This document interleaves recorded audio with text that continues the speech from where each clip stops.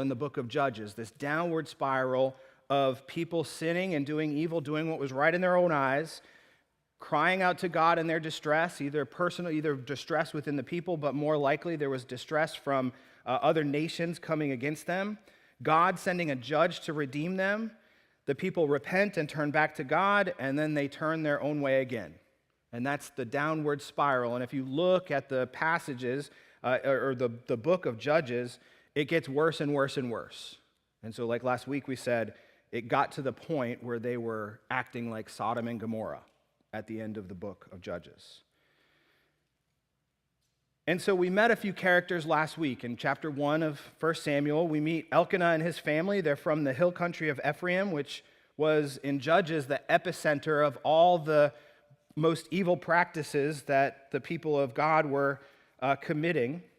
It was the epicenter of badness in Judges.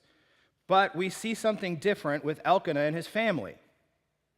We see a man who honored God, prioritized worship of God with his family, and we also meet his two wives.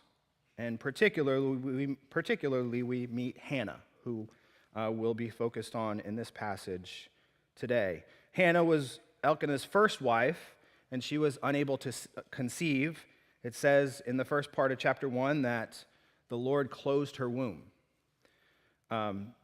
And she was deeply grieved by this. She was provoked by her rival, the other wife, Peninnah. And then we also